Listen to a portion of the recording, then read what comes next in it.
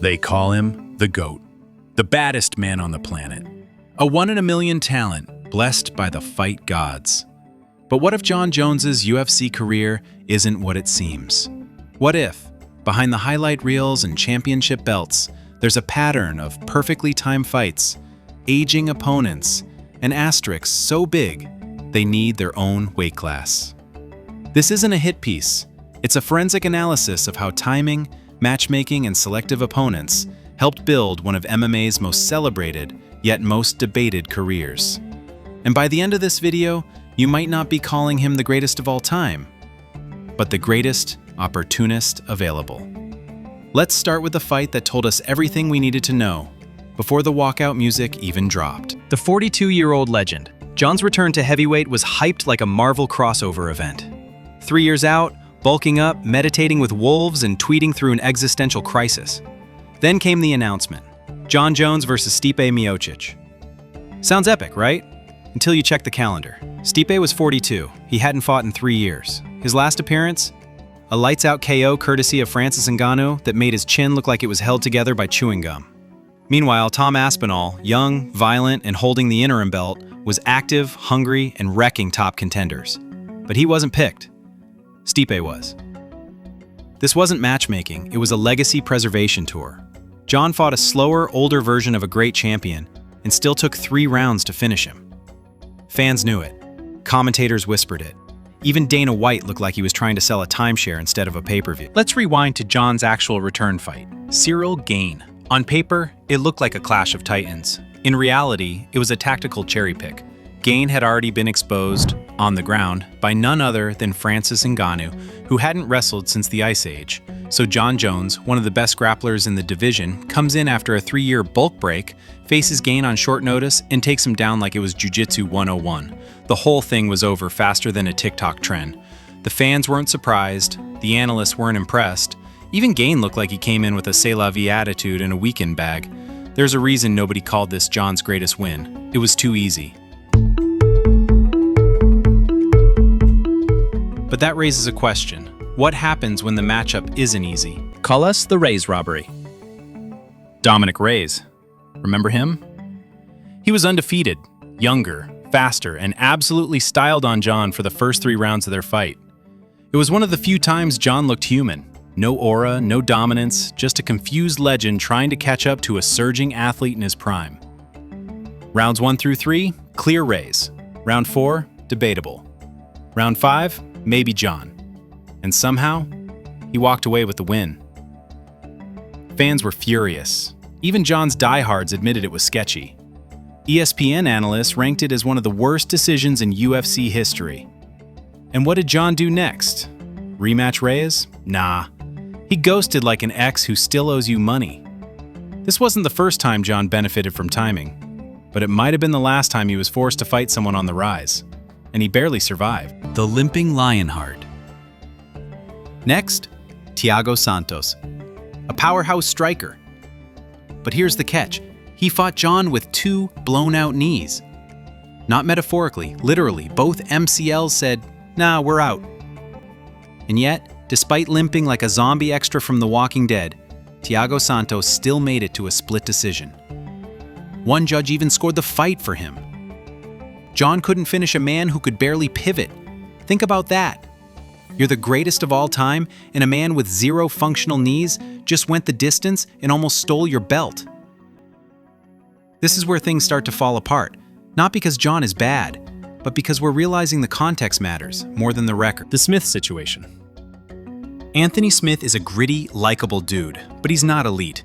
His record was 38-22. That's not goat-slaying material, that's gatekeeper at best numbers. Jon fought him for 5 full rounds. No knockdown, no TKO. Just a grinding, uninspired win that felt more like a sparring session than a title defense. And yet, that's one of Jon's more recent performances. The guy who finished Shogun in his early 20s suddenly couldn't put away a journeyman who's been stopped by half the division. The contrast is glaring. And it gets worse when you realize Anthony Smith was one of the younger guys Jon faced. Ah yes, Daniel Cormier, the most competitive rivalry Jon's ever had. Their first fight? Fair play. Jon outpointed him. Nothing shady, just a legit hard-earned win. But the rematch, Jon scored a highlight reel head kick knockout that had fans screaming, "Go confirmed!" Until the drug test results came back. PEDs. Again. The fight was overturned to a no contest. And it wasn't Jon's first run-in with banned substances either. That win, the one that was supposed to be Jon's defining legacy moment, got vacuumed out of the record books. So what's left? One clean win, one tainted one, and a reputation that never quite recovered. Glover Teixeira, great fighter.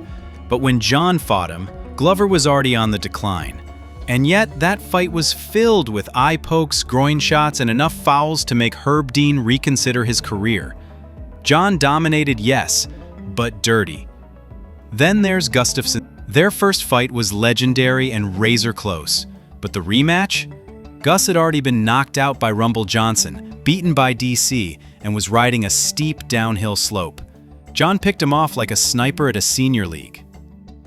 These fights sound better on paper than they looked in real time, because what Jon did, again and again, was time his matchups with pinpoint precision. The Aging Can Collection. This is the part where the resume starts to look padded. OSP, went 5 rounds. Looked confused the whole time, but still never got finished. Chael Sonnen, middleweight. Took the fight on short notice, broke Jon's toe in the opening exchange and still got beat like it was sparring. Lyoto Machida, naturally a middleweight and way past his best days. Jon finished him, yes, but let's not pretend that was 2010 Machida with the dragon aura. Rampage Jackson? His prime ended in 2009. Jon fought him in 2011 and submitted a much slower, less explosive version. Shogun Rua? Same deal. Legend, yes, but had already lost to Forrest Griffin, barely squeaked by Brandon Vera, and was not the Pride-era killer fans remembered. In each case, Jon fought the name, not the fighter they once were. Great marketing. Less impressive legacy. The Twitter deflections. When Jon isn't in the cage, he's on Twitter, throwing shade, dunking on critics, and most recently, avoiding Tom Aspinall. He mocked Aspinall's past injuries, discredited his record, and said he'd rather not give him a chance. But let's break that down. Tom is the interim heavyweight champ. He's beaten 5 top 10 opponents. He's been practically flawless for a decade. He's 30, hungry, well-rounded, everything Jon has been avoiding since Reyes. If you're the undisputed champion, and there's only one legit challenger left, why are you tweeting instead of fighting? Even Francis Ngannou, now in the PFL, called Jon out, told him to take on Aspinall. It's wild when Francis becomes the voice of reason. But Jon's response to all this, cryptic posts, weird flexes, and conveniently timed silence. The illusion of invincibility. Let's be clear, Jon Jones is brilliant. His natural talent is generational. Fight IQ legendary, and his early career was lightning in a bottle. But when you zoom out, the legacy has cracks. He never fought Rumble, never rematched Reyes, faced aging legends, fought clean only sometimes, and his biggest win over DC was overturned because of a drug test. The most dangerous thing Jon Jones ever fought was a calendar, and he beat it. So, is he the GOAT, or just the greatest at gaming the system? That's up to you. But one thing's for sure, legacy isn't just about wins. It's about when, who, and how. And when you line up those factors, Jon's resume starts to look less like dominance and more like timing. Let me know in the comments, is Jon Jones the GOAT, or just a really well-marketed legend? This is Jax Teller for Behind the Lines. 745.